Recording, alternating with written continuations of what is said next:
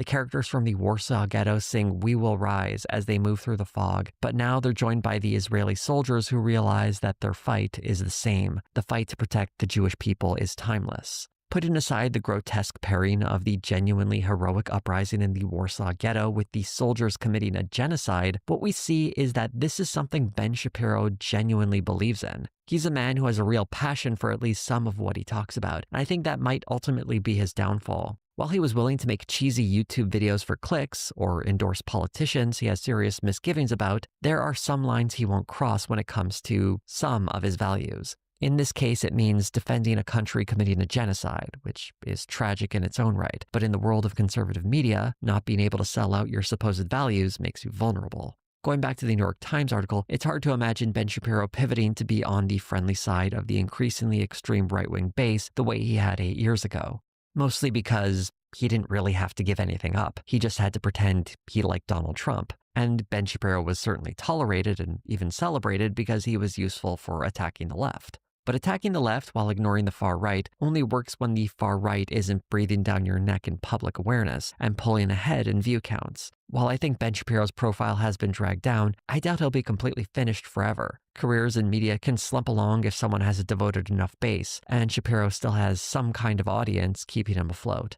A couple of years from now, it'll be interesting to see if he's found life in a new lane of political relevance, or if the times will pass him by and he'll end up forgotten, like pundits of the past, such as Bill O'Reilly. In the meantime, we can enjoy insightful interviews from Tucker Carlson, where he asks tough questions like this. What is porn exactly? Like, describe how available is porn? What is it? One of the real challenges in making this video was getting incredibly sick while I was working on it, so I hope my voice didn't sound too froggy during that one. At one point during me being sick, my voice actually sounded incredibly sexy, and I was very tempted to record something, but I thought I should look after my health, and also having a sexy voice while talking about Ben Shapiro seems like some kind of crime against nature, so I wanted to avoid that as well. But there's certain things in life you shouldn't avoid, such as watching my videos, and if you would like to support seeing more of them come in the future, I recommend becoming a patron, where you will get your name in the credits, like the fine folks you see here, early access to videos, and some other fun bonuses now and again. If you would like to support the channel in a non-monetary fashion, you can like, comment, subscribe, hit the bell for notifications, or share this video on social media. Thank you all so much for watching.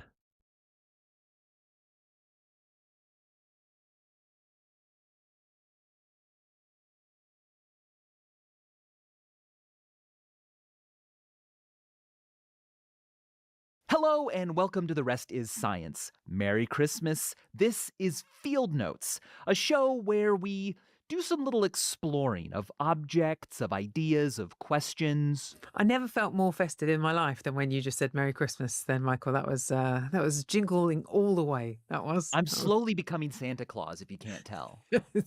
slowly, year by year, one grey hair at a time.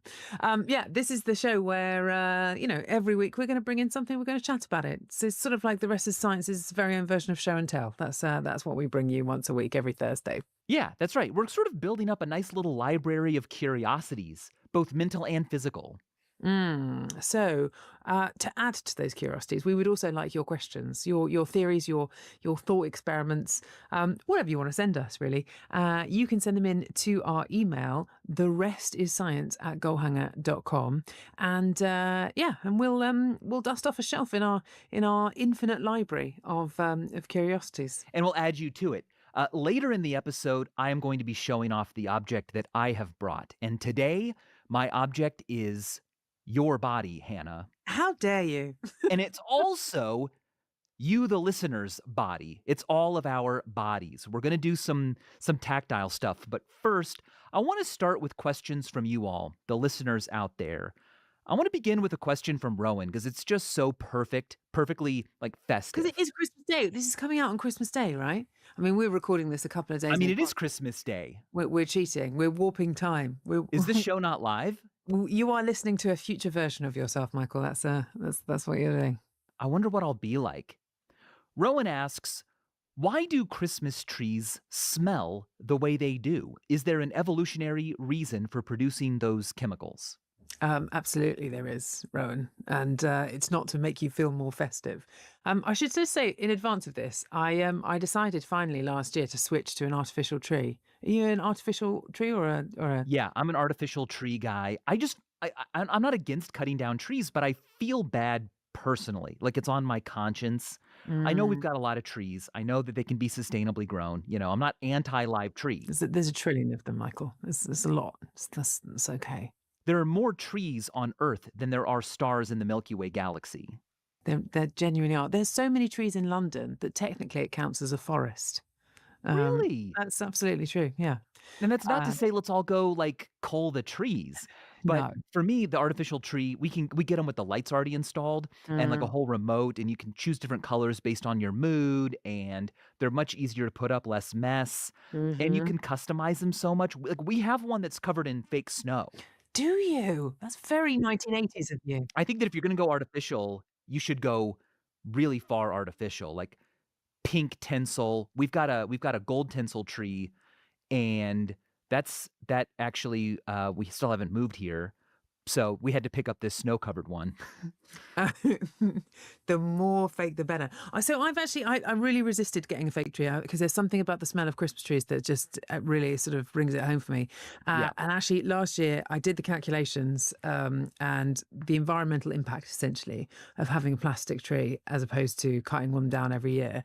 And essentially, if you have it for your whole life, if you keep the plastic tree forever, then environmentally you're doing all right. It's better than cutting them down every year. But I miss the smell of trees so much that I now also have artificial tree scent that I spray on the tree.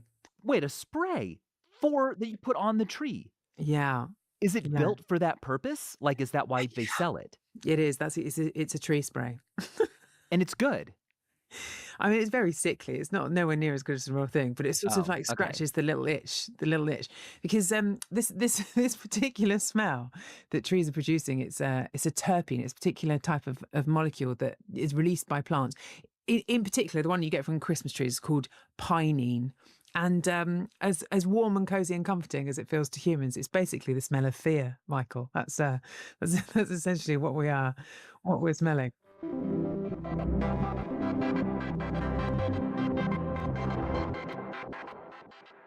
This episode is brought to you by Cancer Research UK. Dinosaurs walked the earth 180 million years ago. But did you know cancer was part of their story too? Scientists have found them. Visit cancer research.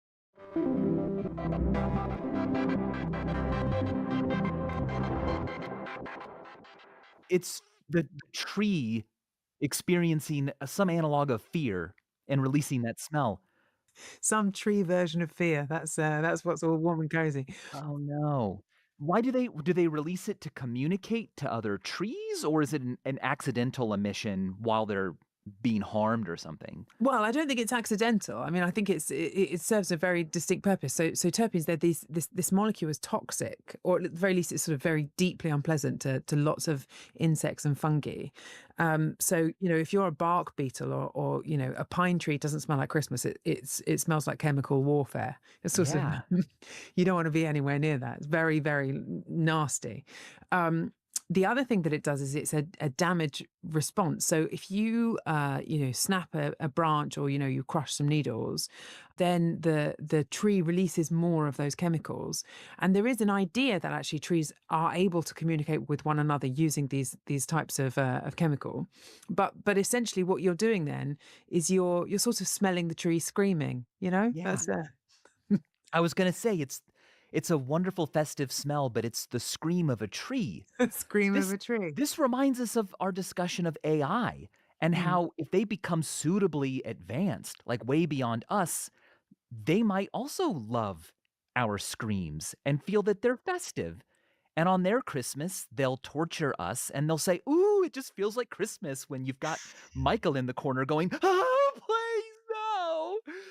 Let's crush it into a bottle and spritz it around the room, shall we? There's also makes me wonder if trees will, given enough time and no intervention from us, evolve away from emitting those, because we won't be cutting down the trees that don't have the Mm. smell. And so through natural selection, they will lose their wonderful festive Christmas evergreen scent. Yeah, I mean, it would take a very long time to have that sort of evolutionary pressure. There is one more reason why trees release that particular molecule, and I wonder if you can guess it. So I'll give you a little clue. No, wait, don't give me a clue. Let's see what I come up with. Go on, go on, go on, go on. There's go on. another reason. Yeah. Okay, I guess it could It's help. not about the smell of it. It's about It's something not that it about the does. smell, sure. So is it about like healing the wound, like covering it up and making it waterproof or something? No? No, but it is oily. You're right. It's got one other property. It's very flammable. Ah, why would they want to become flammable when scared? Mm. Okay, here's my guess. Yeah, go on. It's flammable in a way that causes the flame to go fast and not as hot as if it burned the wood.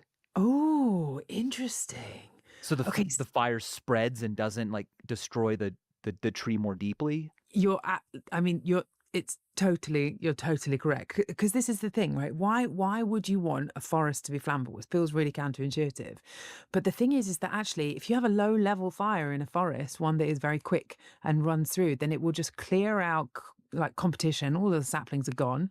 It will also clear out loads of parasites.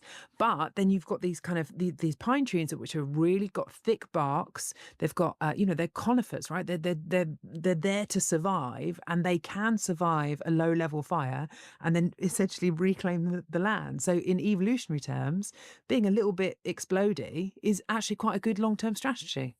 I think that's a good life lesson. Hey, my life motto: be a little bit fiery. That's really cool because, yeah, we've all seen after conflagrations in cities that many times the trees are still standing. The other thing I like about this is that not only are the trees evolved to have that particular scent, but I think that humans are also evolved to find it appealing.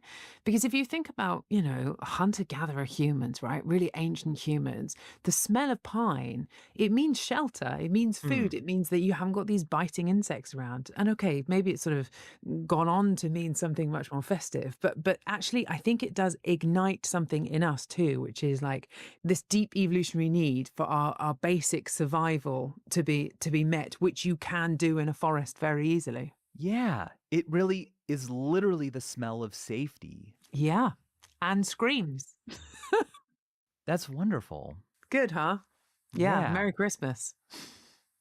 Okay, another question. One for you, Michael. This one came in from Sam. Sam said, I once met a boy called Xenon. Amazing name. What element do you think is the best name to call a person? Ooh, well, Xenon, or as I would say, Xenon, that's a great one. Sure. It's like sci-fi. You get to use the letter X, which is underutilized by our language and our naming systems. Mm-hmm. Well, okay, so first of all, there are some elements that are already named after people. Einsteinium, curium. Mm-hmm. There's that. There's some cool names like, okay, if I met someone named Tungsten, I might roll my eyes. I shouldn't be judgmental though, because there's probably someone named Tungsten listening who's going to be either an angry commenter or just to have a really sad day by what I just said. If you were called Tungsten, though, you'd have to be really careful not to be too heavy, wouldn't you? Yeah, right. Because people would always say, "Oh, geez, tungsten is so dense." Like, dude, open your mind. Carbon, hydrogen, tin, like Tin? Rin A Tin tin? Tin. Yeah, that would be quite good. We need to name some more elements. I know there are some that are still called like they don't have final names. Mm-hmm. And I'm going to suggest that we name another one after a person. Specifically, I want a new element to be called John Quincium Go on. because the letters J and Q are not used in the periodic table. There's no Q at all. There's no Q and there's no J Wow. at all. That feels like a great oversight. And so if we could fix that in one fell swoop by naming an element after John Quincy Adams. Now this is a very like American-centric answer, but I'm sure we could find a JQ person, somewhere else in the world. But the point is, let's get some J's and Q's in there, and then the whole alphabet will be represented. I'm going to give you a more British-centric answer. Good. Because I think that actually some of the names in the periodic table work very well already as names, just as long as you're willing to include a regional accent. Helium, right? Yeah. Oh wait, like Liam. Yeah, like, hey, Liam. He Liam. If you're very northern, you know what I mean? Hey, Liam. There you go. Okay. Already works. Also, in Yorkshire, people say like, oh, our Jim or our Karen or Argon. Argon. It Not works. Yorgon, Still Argon. works. I think periodic table as British regional accent pet names, I think we're already there. I think we've already. I don't think we even need the regional accents. Like Indium is kind of a beautiful name. Yeah. Didn't appear on the list when it came to naming your daughter, though, no. No, it didn't. I think you got to choose something that almost doesn't sound like an element. There's so many of those in the early stages of the periodic table. Eventually, they all just become Eums. But carbon, no, not a great name. Chlorine, little baby chlorine. Chlorine, like Carolyn, but more elemental. Boron. Boron. Oh, neon. I think neon is like going to be up there. Like xenon as well. Those are both great. Yeah. Krypton, too like kryptonite sounding. Thorium. Oh, that's like a big, strong name. Isn't it? Very Nordic. Yeah, it's Nordic. It's Thor, but chemical. Thorium. Thorium. That could be a Marvel villain. That's what I want to see. That is a Marvel villain. Zinc. Zinc is like Zeke. All right, I'm tapped out. I think we've touched on the ones that we recommend to parents. That's fine. I actually, I'll be honest with you, I'm not sure I recommend any of those to parents, but nonetheless, parents of baby Zenon, congratulations on extending your family. Yeah, you guys chose one of the best.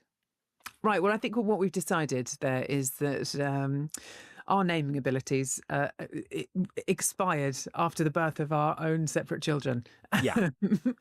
But hey, we've got more coming up for you. It's Christmas. Pour yourself another sherry, have another mince pie, and come back after the break when Michael's got a gift for us.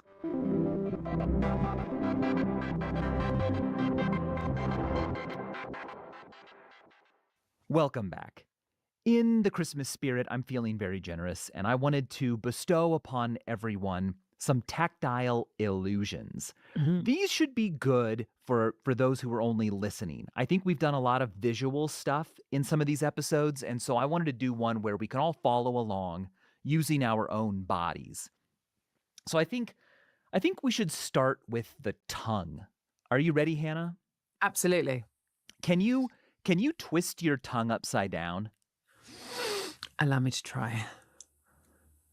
Not with ease, but yes. Can you see what I'm doing? I'm literally just twisting my tongue over so that the bottom of my tongue is pointing as up as I can get it. Yeah, I'm there. It's difficult what I've noticed is that even though this is an audio only illusion, it's quite difficult to narrate it. Yeah. I mean, I think that twisting your tongue over, like that's literally what we're doing. And if you can do it with your tongue muscle, great. If not, you can reach into your mouth, grab your tongue, and just twist it 180 degrees. It won't hurt. It's a safe thing to do. I find that once I twist it, I need to like bite down a little bit with my teeth or even lips to just keep it there. But once you've done that, reach out your finger and touch the tip of your tongue and slide along the tip left to right. Oh, that feels weird. Not weird from my finger's perspective, but from the perspective of my tongue. Yeah, no, it's very normal for my finger. I think I'm touching tongue-like stuff all the time. But my tongue feels strange. There's actually an illusion happening here, which is that you can't locate which side of your tongue is being touched. Sorry, everyone just now has to sit quietly for a moment while I just try and poke my tongue. We're both touching our tongue, so we can't speak, but you should be doing this too. That's so strange though, because if you hold your tongue in an ordinary position and lift it up and touch underneath, then it's like, okay, yeah, that's the underside of my tongue. But turn your tongue over so that it sort of physically appears where the top of your tongue previously would, and then you can't tell. You can't tell. And specifically what's happening, what you should be feeling is that when you touch the left side of your tongue, it feels like your finger is over on the right side of your mouth, touching your tongue from the other side. It's quite bewildering because you know where your finger is. But yet your brain is so unaccustomed to upside down tongue touching that it has not learned, it hasn't retained plasticity there. So it just goes, okay, look, when those cells are touched, it's coming from the right side. But if I put the right side on the left by flipping my tongue over, it all goes wrong. Like you have a map of your body in your head, Yeah. and this is off the map. It's off the map, and it's almost more weird than that because it's a map of sensation. So it shows that we feel things and then our brain receives that and then it projects it onto an experience of the world. And it says, yep, there's a finger on the right side, even if you're on the left. So there's like this stage play going on in your head that is everything out there. And you can actually see the difference between the two by doing this with your tongue. You can also do it with your fingers. If you take your middle and pointer finger and just cross them like as much as you can. For me, that means putting the pointer under the middle finger.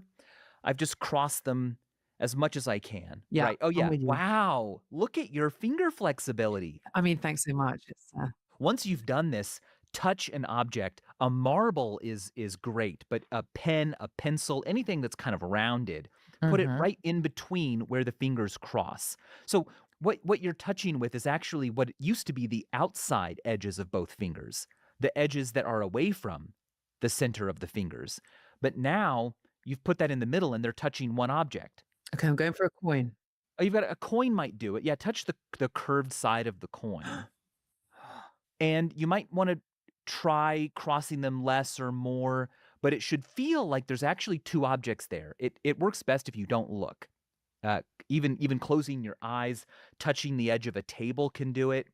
As normally, if you put your two fingers together, your middle and pointer together, their outside edges are going to be touching different objects almost all the time. But when you cross them, so their outsides are together, your brain goes, oh, wait, they're both getting a sensation. It must be two different objects. And this was discovered thousands of years ago. Aristotle was the first known person to write about it, so it's called Aristotle's illusion.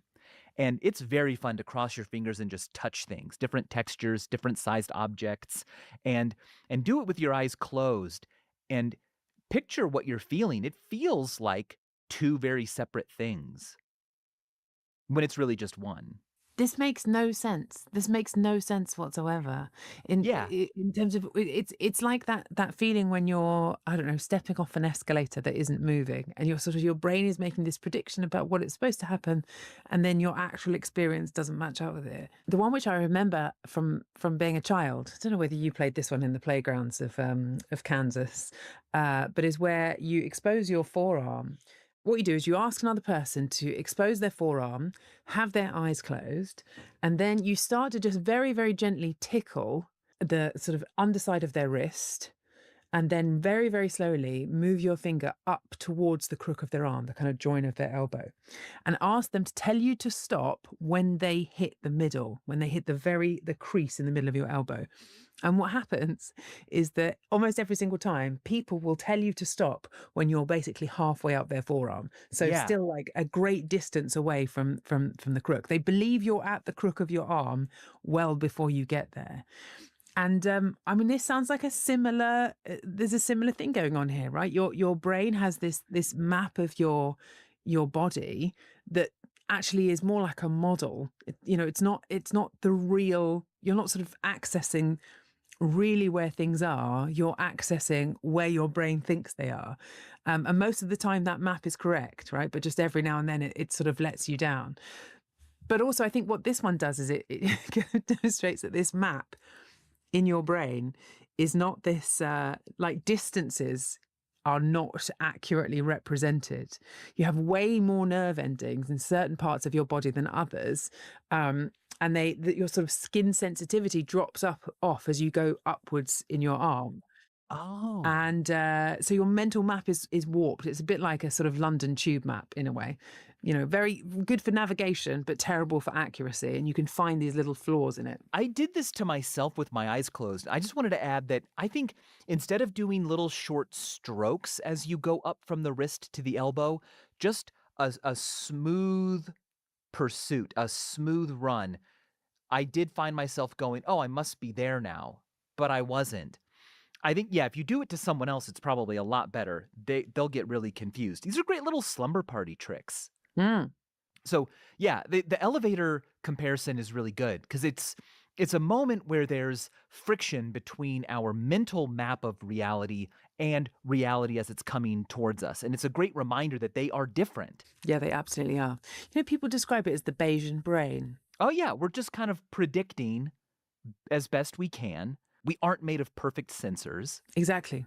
Sometimes I get really caught on this idea that we're not actually a body. We're sort of this like processing engine that's locked inside of a dark, noiseless void inside of our skulls.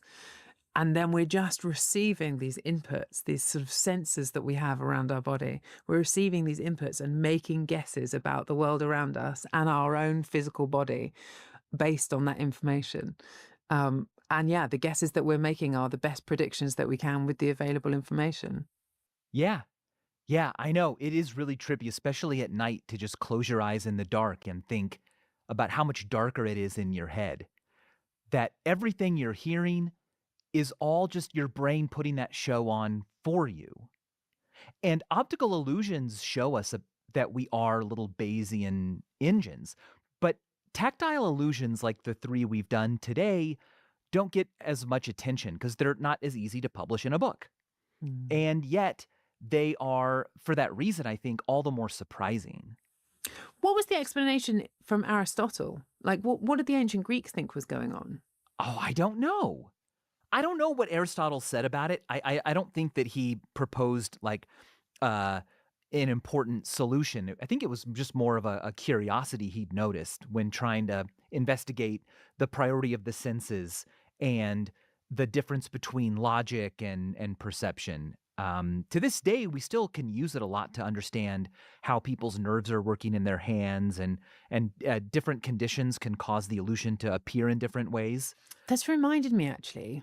I did an episode for the BBC the other day about phantom limbs. Oh, yes. Because I think there's a connection here to that you have this map in your mind of where your body parts are. And if that map changes because perhaps you have an amputation, perhaps something happens and you lose part of your body, a limb or whatever it might be, that map doesn't get deleted. Mm. So I remember going to see my cousin lost their arm in a farming accident when they were 16. And I remember going to see him in hospital. And he was saying how the thing that was really driving him crazy was that his arm that was no longer there was really itchy. Yeah. Right. I mean, this can be like a really serious problem for people with amputees, for example, is that you can end up having chronic pain in your phantom limbs. But there's a story about Nelson who lost his right arm. This is in, I think, 1790s or so, in this attack on Santa Cruz in Tenerife. And he writes this letter where he lost his arm, and yet he still feels as though the rest of his arm is still there. He's still sort of, the map hasn't updated in his head. And what he did was he believed that this was evidence of the soul, which is really lovely, right? Yeah. There's a version of you, and even if certain parts of it change as you go through your life, You're still a whole person in the form of a soul. And Yeah. of course you would think that. I mean, look, I think that this whole mental map thing extends beyond the physical world. I think we also are stuck in an analog world in our heads of concepts, the way we think things should go, the way we want to be, the way we think life is. And we're navigating that and furnishing this analog world in our head, and it doesn't always fit with reality. And when it's a physical illusion, we find it really amusing. But when it's a social or cultural or knowledge-based confrontation between the two, we have to resort to coping mechanisms, and we try to like reason our way back to no, the analog map in my head is the correct one, and the problem is everything else. It's not me, it's kids these days, stuff like that. Go on, give me an example. Do you mean like, I don't know, Copernicus, for example, right? Like, well, give me an example. Well, sure, yeah. Scientifically, there are paradigms that we just can't really cross because that's not the way we've furnished our analog minds and our scientific discourse. There's also social ones, like we cultivate an idea of how things are supposed to go and how things are supposed to feel from movies and from books and from the way people tell stories about their lives. And then when that doesn't happen for us, it causes a lot of internal anguish. Like, wait, no, prom isn't supposed to be like this. Hey, wait, I'm not supposed to feel this way after I give birth. Like, I've learned how it's supposed to be from movies, and that's the way it is in my head, in the analog world I've created, the terrain I've invented. But now that I'm actually here in reality, it's different, and there must be something wrong with me or with the world. And it's okay to just say, hey, man, they're two different places. They're not supposed to be the same. Yeah. What's that really nice phrase? Reality is just the hallucination we all agree on. Yeah. Yeah.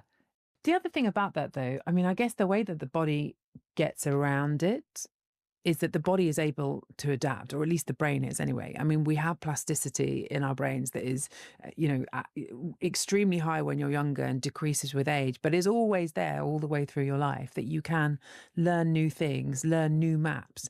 There was a really amazing experiment a few years ago where they took people who had lost sight. So previously had vision, and then something had happened, either a condition which had caused them to become blind or damage to their eyes in some other way. And what they did is they placed on their tongue a little metal plate. Have you heard of this experiment? And basically, what the metal plate could do is it had almost like pixels across it. But instead of being pixels of images, they would be little electric shocks that you would get on your tongue as you encountered a scene. So this little plate was hooked up to a camera, and it essentially gave a very, very crude way, a crude visualization in the form of little miniature electric jolts on the tongue. And the idea being that your tongue is extremely sensitive, sort of extremely capable of picking up on these things that are physically distant from one another.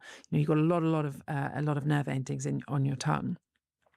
And the people that wore this sort of didn't really expect anything to happen. But when they wore it for a really prolonged period of time, after a while, their brains literally remapped themselves, right? The plasticity literally worked until there was a point where they suddenly felt that they could see the scene that they were in. So you could, for example, throw a ball at somebody who no longer had vision but was wearing this tongue plate, and they could, in inverted commas, see the ball coming towards them based on these tiny sensations, but not just see it in sort of a loose sense, like they actually felt like they had the sensation of seeing it. Yeah. If you asked them, why did you catch the ball? Or how did you know? They'd say, well, I saw it.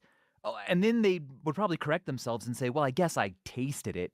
But I wouldn't be surprised if that data from their tongue started being processed in the visual part of their brain. Absolutely. Absolutely. I mean, there's lots of work that's still ongoing in this space, right? Of using the plasticity of the brain along with technology to work with people who have perhaps lost vision or lost other senses in order to try and repair them to some degree or another. I was like a really fascinating area of research, but kind of just demonstrates how this map that you have in your brain is not fixed across the course of your lifetime. That's right. I bet if you spent a few weeks with an inverted tongue and you licked a bunch of stuff, your brain would learn the difference between left and right on an upside down tongue. And then the illusion wouldn't work anymore until you put your tongue right side up again. And it might take a while for your brain to learn,